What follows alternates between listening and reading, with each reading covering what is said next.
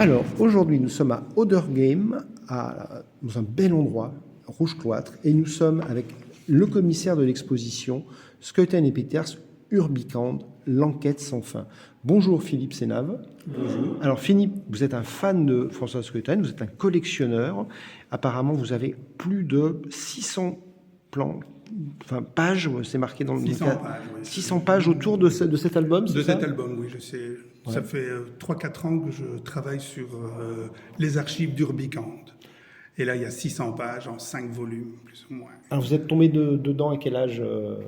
Quand Urbicand est sorti en 85, 85. Oui, j'étais abonné à la revue à suivre, comme on va dire tous bénéfiles à l'époque. J'ai lu Les Murailles de Samaris, la première série. La première. Et puis après, Urbicand, là, ça a été le choc total. Moi, en tant qu'amateur d'architecture, en tant qu'artiste plasticien, je travaille beaucoup en noir et blanc aussi, personnellement, dans mon travail photo ou pictural. Et c'est vraiment à partir d'architecture. Et là, l'architecture, là, Urbicand, ça m'a scotché. Et j'ai commencé à connaître les auteurs vers 86. On s'est rencontrés plusieurs fois. Et à partir de ce moment-là, j'ai essayé de collectionner tout ce qui pouvait se retrouver dans les ventes du Schouten. Mm-hmm. Ça, c'était très compliqué parce qu'à certains moments, il en sortait une affiche, une expo, une sérigraphie, une image presque tous les mois. À un certain moment, il fallait s'arrêter, donc je me suis arrêté et j'ai recommencé la collection Schouten, mais alors je me suis dit, tiens, qu'est-ce que dans ma collection j'ai encore et qu'est-ce qui me plaît le plus? Et le plus, c'était Urbicand de toute façon. Et voilà, donc j'ai commencé une collection rien que sur un seul album, Urbicand. Alors, pour ceux qui ne l'auraient pas lu, il n'y en a peut-être pas beaucoup, mais on ne sait jamais, les jeunes générations connaissent peut-être moins. Le pitch de cet album. Alors, le pitch, donc c'est une ville qui est divisée en deux par un fleuve, la Drôme. Vous avez l'Urbatec, architecte, urbaniste, qui on retrouve déjà dans les Murailles de Samaris, vers la fin des Murailles de Samaris, il est là, et il fait le tour un peu des cités obscures, et il débarque à Urbicand, et on l'invite à remodeler toute la ville d'Urbicand. Et il commence bien sûr par la partie la plus riche, la partie sud de la ville, et cette partie, c'est celle où il y a toutes les instances de la ville, les hautes instances, vraiment. Et à partir de là, son idée, c'est de construire un troisième pont pour relier les deux rives, la rive sud et la rive nord, parce qu'il y a déjà deux ponts de relier, mais lui, Urbic, qu'est-ce qu'il est? C'est un urbatec. Il est droit, il a envie d'avoir un équilibre des deux villes, on va dire, ou des deux quartiers, si vous voulez, parce que vous avez un quartier beaucoup plus, on va dire, sombre, parce que le soleil n'y arrive pas tout le temps. Il avait même une idée de mettre des panneaux pour faire venir le soleil à certains moments dans la ville nord, qui est très très vieille, vraiment, on va dire, ça faisait penser un peu au vieux Bruxelles avant l'Expo 58. Et ça, c'était intéressant aussi, parce que c'est des vieux quartiers. Et donc, l'idée, c'est d'unifier ces deux villes au point de vue architectural. Malheureusement, voilà, les hautes instances ont décidé de ne plus mettre d'argent ou d'efforts pour essayer de relier les deux villes de manière symétrique. À ce moment-là, alors est-ce un rêve? Est-ce la réalité? Moi, j'ai mon idée là-dessus. On trouve dans un chantier, quelque part dans les faubourgs d'Urbicand, des ouvriers trouvent un cube. De quelle matière? Ça, on n'en sait rien. Il l'apporte à Robic parce que lui, il est urbatec, donc c'est lui le chef des travaux. Et voilà, ce cube est là, il le laisse là, et tout doucement, ce cube commence à grandir. Donc on peut se dire que peut-être que ce cube est minéral, végétal. En tout cas, le dessin lui-même, il est plus végétal parce que ce sont on dirait des bourgeons à chaque extrémité. Et il appelle son ami Franz, avec qui il a voyagé dans les cités obscures à l'époque. Et Franz le regarde et dépose ce cube sur un livre. Et ça a son importance parce qu'il dépose ce cube de manière oblique. Et ça a une grande importance parce que alors, toute la grandeur, on va dire, l'évolution du cube va se faire en diagonale.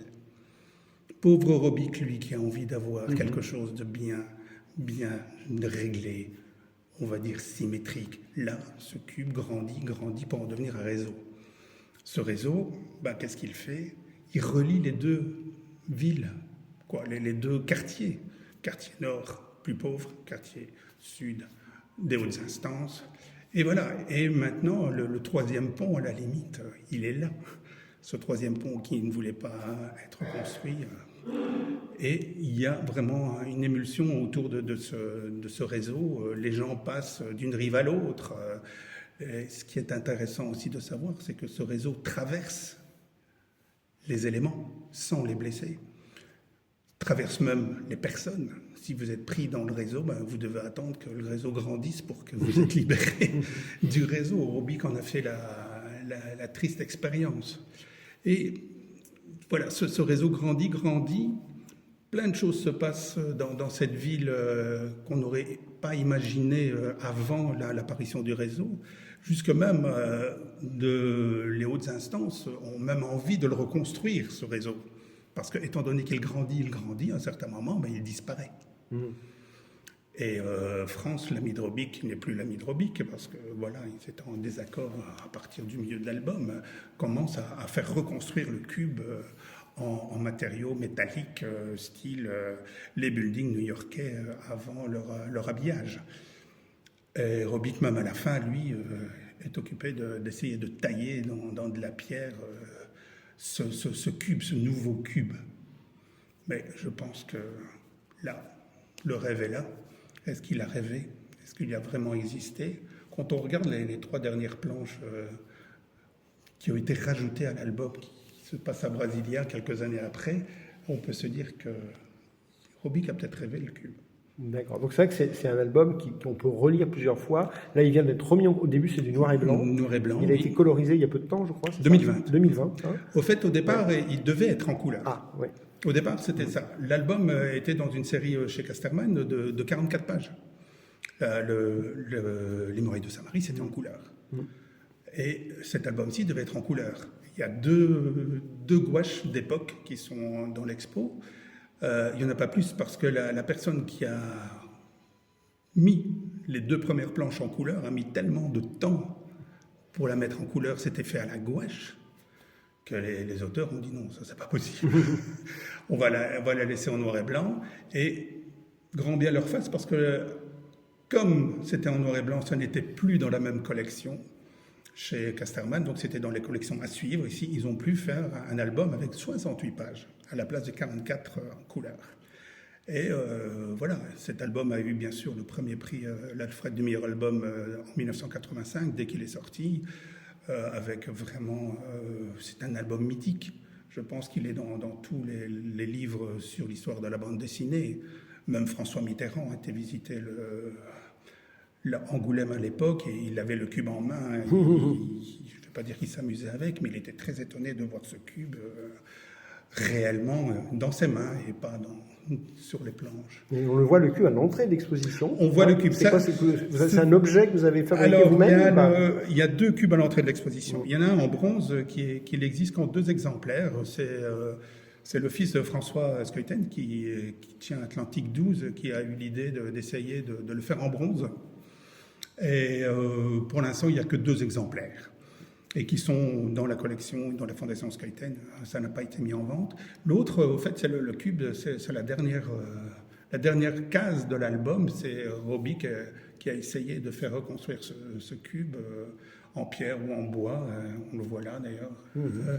Et par contre, dans la bibliothèque avec le bureau de Robic, là, il y a le cube d'époque qui a été fait par un pipier. Ça se dit un pipier? Oui, c'est ça, un pipier, voilà. Et c'est vraiment l'idée, au départ, c'était Casterman, quand l'album est sorti, ils avaient envie d'en faire un élément constructible pour vendre, mais bon, c'était beaucoup trop complexe. Je pense qu'il n'y a eu que 12 exemplaires de ce cube en bois. C'est collector, effectivement. C'est très, très collector, ce cube-là, qui appartient à François aussi, parce que là, je pense qu'il n'y en a plus qu'un sur 12, les autres sont dans la nature. Et alors, ce qui est intéressant, c'est de voir, donc on a votre collection personnelle, on a des planches qui sont prêtées par la Fondation Skeleton, c'est ça? Tout à fait. Je crois, hein, dans le... Et par des collectionneurs privés. Oui, oui, oui.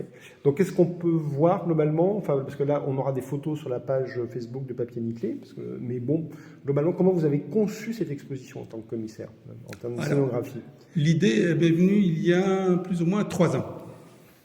Lors de la sortie, juste après la sortie de l'album en couleur, mise en couleur par Jacques Durieux, j'étais occupé de travailler sur mes archives d'Urbicand. J'ai été au vernissage à Paris justement de l'album et j'ai offert à François et à Benoît le premier volume, parce qu'il n'y avait qu'un volume à l'époque, maintenant il y en a déjà 5, il va bientôt en avoir un 6e. Donc l'idée m'est venue, je dis pourquoi, c'est bientôt 40 ans de l'album, en 2025, leur proposer une exposition sur un album.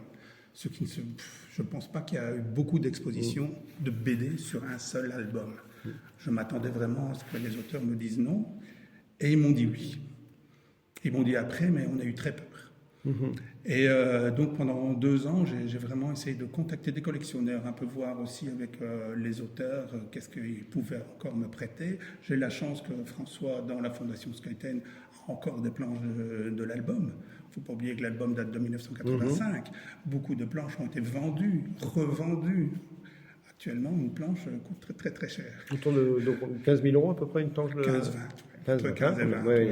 Tout dépend de la planche. La toute dernière a été vendue 15 000 sans les frais, qui est d'ailleurs dans l'expo.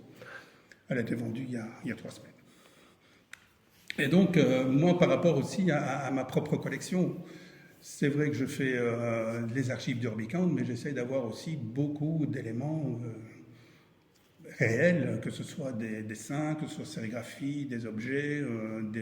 J'ai la collection complète des éditions différentes, les revues, etc. Donc à partir de ma propre collection, j'ai essayé de rajouter les choses un peu à la fois avec des contacts. Pas mal de collectionneurs m'ont répondu présent, donc c'est ça qui est intéressant. La Fondation Skeleton, là où j'ai eu porte ouverte, il m'a dit voilà, tu viens à la maison, on regarde, tu choisis, tu vas voir chez mon fils, et là il y a aussi plein de choses. Donc voilà, j'ai eu cette chance aussi qu'il a fait un dessin spécial pour l'affiche de l'expo, où on voit le rouge cloître. Voilà. Tout à ça, fait. c'est vraiment très intéressant. Ce dessin, il y a l'avant-projet qui m'a offert. J'ai vraiment cette chance-là d'avoir... En fait, en 40 ans, j'ai 2 Robic qui ont été dessinés par François, une en 85 et l'autre juste ici en 2025. Donc c'est intéressant aussi, les 2 sont dans l'expo. La mise en couleur a été faite par Laurent Durieux. Et on a tiré une sérigraphie de 40 exemplaires pour 40 ans, qui est déjà épuisée. Oui. Elle a été épuisée avant l'ouverture de l'expo déjà. Donc, Et oui, parce qu'il y a Brussels qui sort, il y a une couverture qui est rajoutée à l'album. Oui, tout à fait. Donc effectivement, on peut avoir des petits objets collector. Et l'affiche est en vente pour 1 euro. Donc on en a pour tous les prix. Oui, il y en a pour tous les prix. C'est plutôt chouette. L'album collector en couleur a été fait avec une jaquette qui reprend la mise en couleur par Laurent Durieux et qui reprend aussi le dessin original à l'encre de Chine par François. Et dans cette jaquette, il y a un QR code qui relie directement au catalogue de l'exposition, une trentaine de pages. Et il y a aussi une édition collector avec un ex-libris à 150 exemplaires. Voilà. On trouve à la librairie Brussels dans Bruxelles. On les a interviewés dans un podcast et c'est vrai que François Skeleton fait souvent des choses pour eux. Revenir peut-être sur un point de l'expo, un petit livre qui est vraiment les mystères du Urbicand. C'était Yves Schlierf qui avait une maison d'édition, enfin une librairie, et il éditait des petites choses. Et est-ce que c'est pas ce petit album tiré à peu d'exemplaires qui a contribué à lancer le mythe du Urbicand aussi? Ah, ça c'est normal, ça c'est sûr. Oui, parce que là, ce livre est un livre actuellement très recherché sur les réseaux Internet, etc. Ça coûte assez cher. Et là-dedans, on va dire que c'est l'histoire c'est même pas l'histoire d'Urbicand, c'est l'histoire de est-ce que Urbicand réellement existait. Robic intervient là-dedans, il est contre certaines... il y a des thèses, certaines thèses, etc. Voilà. Et ce qui est intéressant, c'est que chaque page a été dessinée. Il y a des dessins originaux dans chaque page, il y a un dessin original dedans. Malheureusement, c'est introuvable. Ces dessins sont introuvables. J'ai essayé d'en trouver pour l'expo. C'est vraiment introuvable parce qu'ils sont tous chez des collectionneurs privés là qui sont difficile de retrouver. Très difficile de retrouver. Mais ce petit bouquin, vraiment, ça a lancé le mythe d'Urbicande. Ça a découlé aussi avec l'archiviste après, voilà, parce que l'archiviste découle un peu du mystère d'Urbicande aussi dans sa conception, pas dans la grandeur, mais dans la conception d'une recherche des cités obscures qui fête aussi plus ou moins les 35 ans. Si et oui, c'est ça. Donc avec une intégrale aussi spéciale avec un livre penché qu'on a chez Brussels. Donc tout un univers un peu métaphorique. Alors dire aussi un mot, vous exposez des pochettes de disques et des CD. Il y a quand même une ambiance musicale dans cette histoire. Il y a une ambiance musicale et la grande ambiance musicale qui a été faite, en tout cas, c'est Bruno Le Thor qui a fait 2 compositions spéciales pour Urbicande. Une qui est dans on sait la trouver sur YouTube facilement, c'est le mystère des ombres, l'Augustin des ombres. Oui, le fameux musée des ombres aussi. Le musée des ombres, le mystère des ombres. Et donc il y a cette composition musicale-là. Et il y a une autre composition musicale aussi qu'on peut trouver sur YouTube. C'est une graphiste allemande qui a réalisé un film sur Urbicande en noir et blanc il y a quelques années. Et là, Bruno Le Thor a fait aussi la composition musicale qui est totalement différente que l'autre. Ce sont 2 compositions musicales totalement différentes, mais qui représentent la ville de Urbicande. Il y a d'autres aussi, d'autres compositeurs. Il y en a plusieurs qui ont travaillé sur Urbicande.